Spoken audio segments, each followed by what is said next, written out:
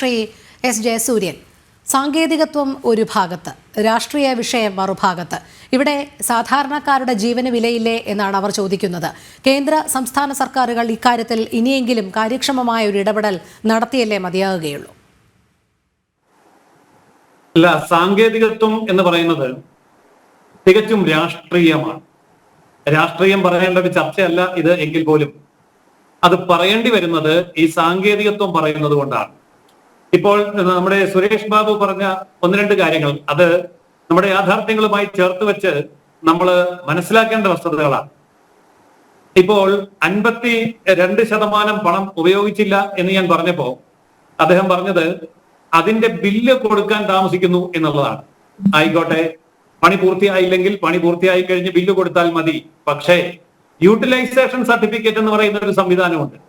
അതനുസരിച്ച് at present utilisation എവിടെ വരെ ആയി എന്നുള്ളതിന്റെ സർട്ടിഫിക്കറ്റ്, അതിന്റെ ഒരു സ്റ്റേറ്റ്മെന്റ് പണം വാങ്ങിച്ച കേന്ദ്ര ഗവൺമെന്റിന് കൊടുക്കാൻ സംസ്ഥാന ഗവൺമെന്റ് ബാധ്യസ്ഥമാണ്. അപ്പോൾ പിന്നെ ആ പ്രശ്നം പരിഹരിച്ചു. പക്ഷെ അതുപോലും കൊടുക്കുന്നില്ല എന്നാണ് സത്യം. അത് ആ ഒരു വിഷയം അവിടെ നിൽക്കട്ടെ. മറ്റൊരു കാര്യം പറഞ്ഞത്, ഒരു മൃഗത്തെ വെടിവെച്ച് കൊല്ലുന്നത് സംബന്ധിച്ചുള്ള പ്രശ്നങ്ങൾ ഞാൻ പരിശോധിച്ചില്ല എന്നുള്ളതാണ്. ഞാൻ അതും പരിശോധിച്ചു. ഞാൻ ഈ ആക്ട് മുഴുവൻ വായിച്ച് നോക്കിയിട്ടാണ് ഈ ചർച്ചയിൽ വന്നിരിക്കുന്നത്.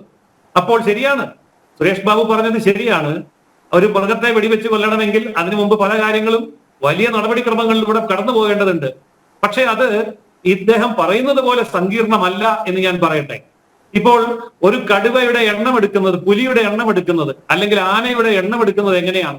അതിനെ തൊട്ടെണ്ണി നോക്കിയിട്ടല്ല, അതിന്റെ കാൽപ്പാടുകൾ നിരീക്ഷിച്ചുകൊണ്ട് അതിന് എത്ര പ്രായമുണ്ടെന്നും അത് എങ്ങോട്ട് എവിടുന്ന് സഞ്ചരിക്കുന്നുവെന്നും എല്ലാ കാര്യങ്ങളും കണ്ടുപിടിക്കാനുള്ള സാങ്കേതിക വിദ്യകൾ പഠിച്ച് പാസ്സായവരാണ് വനം വകുപ്പിലിരിക്കുന്നത്.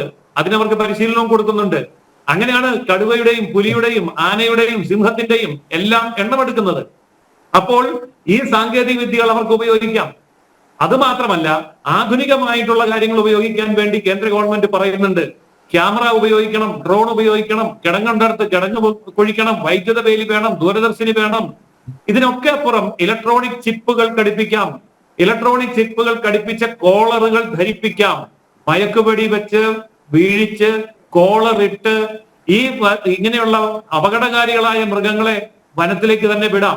അപ്പോൾ അവരുടെ സഞ്ചാരപഥവും അവരുടെ രോഗവിവരവും, അവർക്ക് പരിക്ക് പറ്റിയിട്ടുണ്ടോ, ഗർഭിണിയാണോ, ഇങ്ങനെയുള്ള എല്ലാ കാര്യങ്ങളും ഈ ചിപ്പിലൂടെ കണ്ടെത്താനുള്ള സാങ്കേതിക വിദ്യ നമ്മുടെ രാജ്യത്തുണ്ട്. അതെല്ലാം കൊടുക്കാനുള്ള, അതെല്ലാം ഉപയോഗിക്കാനുള്ള പണം കേരളത്തിന് കൊടുക്കുന്നുണ്ട്. എത്രയിടത്ത് ചിപ്പ് ഘടിപ്പിച്ചിട്ടുണ്ട്, എത്രയിടത്ത് ക്യാമറ വെച്ചിട്ടുണ്ട്, എത്ര ഡ്രോൺ ഉപയോഗിക്കുന്നുണ്ട്, എത്ര കിടങ്ങ് കുഴിച്ചിട്ടുണ്ട്, എത്രയിടത്ത് ഇലക്ട്രിക് ഫെൻസിങ് നടത്തിയിട്ടുണ്ട്. എങ്ങനെയുള്ള റിപ്പോർട്ട് കൊടുക്കാൻ പറയുമ്പം റിപ്പോർട്ടില്ല. എന്തുകൊണ്ട് റിപ്പോർട്ടില്ല? ഇതൊന്നും ചെയ്തിട്ടില്ല. അതുകൊണ്ട് ഇത് കമ്മിറ്റി കൂടി ഗർഭിണിയാണോ എന്ന് നോക്കേണ്ട കാര്യമൊന്നുമില്ല. അതിനുള്ള സാങ്കേതിക വിദ്യ കേന്ദ്ര ഗവൺമെന്റ് ഇങ്ങോട്ട് കൊടുക്കുന്നുണ്ട്. അത് ഉപയോഗിച്ചാൽ മാത്രം മതി. അപ്പോൾ എല്ലാം പറഞ്ഞ് അവസാനം കൊണ്ടുവന്ന് കേന്ദ്ര നിയമത്തിന്റെ പ്രശ്നമാണ് എന്ന് കേന്ദ്രത്തിന്റെ തലയിൽ വെക്കുമ്പോൾ ഇത്തരം ചില കാര്യങ്ങളുണ്ട്. ഞാൻ ഈ പറഞ്ഞതൊക്കെ തെറ്റാണ് എന്നുണ്ടെങ്കിൽ ഒറ്റ ചോദ്യം ഞാൻ ചോദിക്കുന്നു. കേരളത്തിന് പുറത്ത് വനങ്ങളുണ്ട്, വന്യജീവികളുണ്ട്. മറ്റ് സംസ്ഥാനങ്ങളിലും വനങ്ങളും വന്യജീവികളും ഉണ്ട്. അവിടുത്തെ വനങ്ങളിൽ നിന്ന് വന്യജീവികൾ ഇറങ്ങി ഇതുപോലെ മനുഷ്യനെ പിടിച്ചു തിന്നുന്നില്ലല്ലോ, ചവിട്ടി കൊല്ലുന്നില്ലല്ലോ. അപ്പോൾ അവിടെയൊക്കെ കാര്യക്ഷമമായിട്ട് പ്രവർത്തിക്കുന്ന സംസ്ഥാന ഗവൺമെന്റുകളുണ്ട്. ഇവിടുത്തെ സംസ്ഥാന ഗവൺമെന്റ് ഈ പറയുന്ന ഫണ്ട് വനം കൊള്ളയേക്കാൾ വലിയ കൊള്ളയായിട്ട് നടത്തുകയാണ്. കാരണം മൃഗങ്ങൾക്ക് പരാതിയില്ലല്ലോ. മൃഗങ്ങൾക്ക് തീറ്റ കൊടുത്തില്ല എന്ന് മൃഗങ്ങൾ പറയില്ല, ചിപ്പ് ഘടിപ്പിച്ചില്ല എന്ന് പറയില്ല. ഈ പറഞ്ഞ സാങ്കേതിക വിദ്യകളൊന്നും അവരെ പ്രതിഷേധിക്കാൻ വരില്ല. അവർക്ക് പ്രതിഷേധിക്കാൻ അറിയാവുന്ന ഒറ്റ കാര്യമേ ഉള്ളൂ. വെള്ളം കിട്ടിയില്ലെങ്കിൽ, ഭക്ഷണം കിട്ടിയില്ലെങ്കിൽ, ജീവിക്കാനുള്ള സംവിധാനമില്ലെങ്കിൽ വനത്തിൽ നിന്ന് പുറത്തേക്ക് ഇറങ്ങി വന്ന് കണ്ണിൽ കണ്ടതൊക്കെ വലിച്ചു വാരി തിന്നുകയും മുമ്പിൽ കാണുന്ന മനുഷ്യനെ ആക്രമിക്കുകയും ചിലപ്പോൾ കൊന്നു തിന്നുകയും ചെയ്യും. അത് അവരുടെ ഭാഷയാണ്. ഇത് മനസ്സിലാക്കി പെരുമാറാനുള്ള ഭരണകൂടം ഇവിടെ വേണം. പണമില്ലായ്മ എന്നൊരു പ്രശ്നമില്ല. അതിന്റെ കണക്ക് ഞാൻ ഇവിടെ വായിച്ചു, വീണ്ടും വായിക്കേണ്ട കാര്യമില്ല. അതുകൊണ്ട് പണമില്ലാത്തതല്ല, മനസ്സില്ലാത്തതാണ് കേരളം ഇന്ന് അനുഭവിക്കുന്ന എല്ലാ പ്രശ്നങ്ങളുടെയും കാരണം. ഇച്ഛാശക്തിയുള്ള ഭരണകൂടം ഉണ്ടെങ്കിൽ ഈ സാങ്കേതിക വിദ്യകളൊക്കെ ഉപയോഗിച്ചുകൊണ്ട് ഈ വന്യമൃഗങ്ങളെ വനത്തിനകത്ത് തന്നെ നിർത്താൻ തീർച്ചയായിട്ടും സാധിക്കും. ഓരോ മൃഗത്തിനും ആവശ്യമായ ഭക്ഷണം എന്താണ് എന്നുള്ളത് കണ്ടെത്തി അത് കൊടുക്കാനുള്ള പണം കേന്ദ്രം ഇങ്ങോട്ട് തരുന്നുണ്ടല്ലോ. അത് ഉപയോഗിച്ചാൽ പോരെ? എല്ലാ മൃഗങ്ങൾക്കും വെള്ളം വേണം, പക്ഷിക്കും വെള്ളം വേണം, എല്ലാത്തിനും വെള്ളം വേണം. ഇവിടെ ഒന്നും പറയാത്ത ചില കാര്യങ്ങളുമുണ്ട്. ആയിരക്കണക്കിന് പാമ്പ് കടി, വനത്തിൽ നിന്ന് പുറത്തിറങ്ങുന്ന പാമ്പുകൾ മനുഷ്യനെ കടിക്കുന്ന നിരവധി പ്രശ്നങ്ങളുണ്ട്. അതിനും നിയമനിർമ്മാണം ആവശ്യമായിട്ടുള്ള കാര്യമാണ്, നഷ്ടപരിഹാരം കൊടുക്കേണ്ട കാര്യമാണ്. അപ്പോൾ ഒരു മരണമുണ്ടായി കഴിഞ്ഞാൽ 10 ലക്ഷം രൂപയും സർക്കാർ ജോലിയും കൊടുക്കാനാണ് തീരുമാനിക്കുന്നതെങ്കിൽ ഇവിടെ മറ്റാർക്കും ഇനി സർക്കാർ ജോലി കൊടുക്കാൻ പറ്റില്ല. ആ ഒരു അവസ്ഥയിലേക്ക് വരികയാണ്. 100 കണക്കിന് ആൾക്കാർ കൊല്ലപ്പെടുകയാണ്. അവരുടെയൊക്കെ വീടുകളിൽ സർക്കാർ ജോലി കൊടുത്തവരെ സാന്ത്വനിപ്പിക്കാനാണെങ്കിൽ PSCക്ക് വേറെ ഒന്നിനും സമയം ഉണ്ടാവില്ല. PSCയുടെ മുഴുവൻ നിയമനങ്ങളും വനത്തിൽ നിന്ന് ഉള്ള ആക്രമണം കൊണ്ട് മരിച്ചവരുടെ ആശ്രിതർക്ക് കൊടുക്കേണ്ടി വരുന്ന അവസ്ഥയിലേക്കാണ് കേരളം പോകുന്നത്. അതുകൊണ്ട് കേന്ദ്രത്തെ കുറ്റം പറയുകയോ സാങ്കേതിക വിദ്യയെ കുറ്റം പറയുകയോ അല്ല വേണ്ടത്. നമുക്ക് കിട്ടിയിരിക്കുന്ന സമയവും സമ്പത്തും സാങ്കേതിക വിദ്യയും ഉപയോഗിച്ചുകൊണ്ട് ആത്മാർത്ഥമായി പ്രവർത്തിക്കുന്ന ഒരു വനം വകുപ്പ് മന്ത്രി വേണം. ജനങ്ങൾ ആന ചവിട്ടിക്കൊല്ലുമ്പോഴും കടുവ തിന്നുമ്പോഴും ഡാൻസ് കളിക്കുന്ന പാട്ടുപാടുന്ന മന്ത്രിയെ വെച്ചുകൊണ്ടാണ് ഭരിക്കുന്നതെങ്കിൽ ആ മന്ത്രിയെ സംരക്ഷിക്കുന്ന മുഖ്യമന്ത്രിയും ഈ മന്ത്രിസഭയുടെ കാഴ്ചപ്പാടും ജനവിരുദ്ധമാണ് എന്ന് പറയേണ്ടി വരും. അപ്പോൾ അതിന് രാഷ്ട്രീയം എന്ന് പറഞ്ഞിട്ട് കാര്യമില്ല.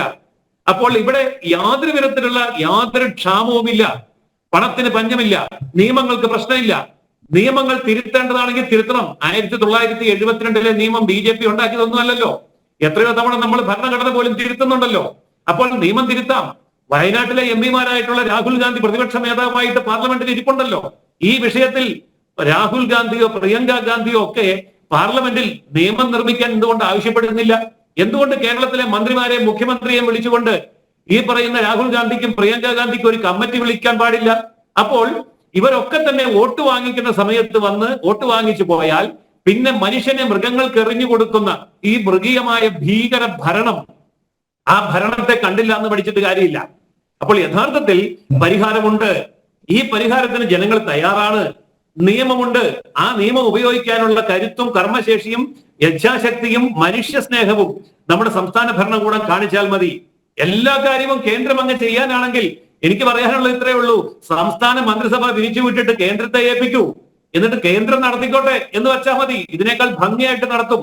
പക്ഷെ അത് പറയുമ്പോൾ ഫെഡറൽ സംവിധാനം തകർക്കാൻ വരുന്നേ, കേന്ദ്രം ഇടപെടുന്നേ എന്നൊന്നും പറഞ്ഞിട്ട് കാര്യമില്ല. അപ്പോൾ ജനങ്ങളുടെ കണ്ണിൽ പൊടിയിടാൻ വേണ്ടി ഒരു വീട് കൊടുക്കുന്നു, 10 ലക്ഷം രൂപ കൊടുക്കുന്നു, സർക്കാർ ജോലി കൊടുക്കുന്നു എന്നൊക്കെ പറഞ്ഞ് കടന്നു പോകുമ്പോൾ ഈ ഭീകരത വർദ്ധിച്ചുകൊണ്ടിരിക്കുകയാണ്. ഇതിനേക്കാൾ ഭീകരമാണല്ലോ കൃഷിയിടത്തിന്റെ നാശം. ഇന്നിപ്പോൾ കേരളത്തിന്റെ പകുതി പഞ്ചായത്തുകളിലും കൃഷി ചെയ്യാൻ പറ്റാത്ത അവസ്ഥയില്ലേ? അപ്പോൾ ആ ജനങ്ങളൊക്കെ നാളെ ആത്മഹത്യ ചെയ്യുന്ന അവസ്ഥയില്ലേ? ഇതിന്റെ ഒക്കെ അടിസ്ഥാന കാരണം എന്തുകൊണ്ടാണ്? വനത്തിൽ നിന്ന് ഇറങ്ങി വരുന്ന വന്യജീവികളാണ്. അപ്പൊ വന്യജീവികൾക്ക് വേണ്ടി കൊടുക്കുന്ന വെള്ളവും ഭക്ഷണവും പരിസ്ഥിതി സംരക്ഷണവും അതുപോലെ തന്നെ വന്യജീവികൾ വനത്തിൽ നിന്ന് പുറത്തിറങ്ങാതിരിക്കാൻ വേണ്ടിയുള്ള ഞാൻ ഇവിടെ നേരത്തെ വിശദീകരിച്ചതായിട്ടുള്ള കാര്യങ്ങളും ഒക്കെ നടപ്പാക്കാൻ പണത്തിന്റെ പഞ്ഞമില്ല എന്നുള്ളത് വളരെ വ്യക്തമാണ്. പക്ഷെ പദ്ധതി നടപ്പാക്കുന്നില്ല. സമയബന്ധിതമായി നടപ്പാക്കാൻ കഴിയുമെങ്കിൽ, കേന്ദ്രം തരുന്ന പണം ഉപയോഗിക്കാൻ കഴിയുമെങ്കിൽ, ഇനിയും തരാമെന്ന് പറയുന്ന 600 കോടി രൂപ വാങ്ങിച്ചെടുക്കാനുള്ള ആത്മാർത്ഥതയും സത്യസന്ധതയും സംസ്ഥാന സർക്കാരിനുണ്ട് എങ്കിൽ ജനങ്ങൾ പിന്തുണ കൊടുക്കുമല്ലോ. ഇവിടെ രാഷ്ട്രീയം പറയേണ്ട കാര്യമില്ലല്ലോ. അപ്പോൾ അങ്ങനെയുള്ള ഒരു സാഹചര്യത്തിലേക്ക് എത്രയും പെട്ടെന്ന് സംസ്ഥാന ഭരണകൂടം ഉണർന്നെണീക്കുകയാണ് എങ്കിൽ ഇതിന് പരിഹാരമുണ്ടാകും. അതല്ല, ഉറക്കം നടിക്കുകയാണ് എങ്കിൽ ജനരോഷം ഭരണകൂടത്തിനെതിരെ തന്നെ ഉണ്ടാകും. അതിനെ ഏതൊരു രീതിയിലും കേന്ദ്ര സർക്കാരിനെതിരെ തിരിച്ചുവിടാൻ ശ്രമിച്ചാൽ അത് പരാജയപ്പെടുകയുള്ളൂ. കാരണം ജനങ്ങൾക്ക് ഇന്ന് സോഷ്യൽ മീഡിയ വഴിയും മറ്റു മീഡിയ വഴിയും വസ്തുതകൾ അറിയാൻ കഴിയും. അപ്പോൾ സാങ്കേതിക വിദ്യകൾ നമുക്കിന്നുണ്ട്, ആ സാങ്കേതിക വിദ്യകൾ ഉപയോഗിക്കണം. സാമ്പത്തികം നമുക്കിന്നുണ്ട്, ആ സാമ്പത്തികം ഉപയോഗിക്കണം. ഭരണകൂടം ഉണർന്നെണീറ്റ് ഇച്ഛാശക്തിയോടുകൂടി ഇനിയെങ്കിലും നടപടി എടുക്കണം. അങ്ങനെ എടുക്കുകയാണെങ്കിൽ നമുക്കിതിലേക്ക് രാഷ്ട്രീയം കൊണ്ടുവരേണ്ടി വരുന്നില്ല, കേന്ദ്ര നിയമത്തെ കുറ്റം പറയേണ്ടിയും വരുന്നില്ല. ഇതാണ് വാസ്തുത.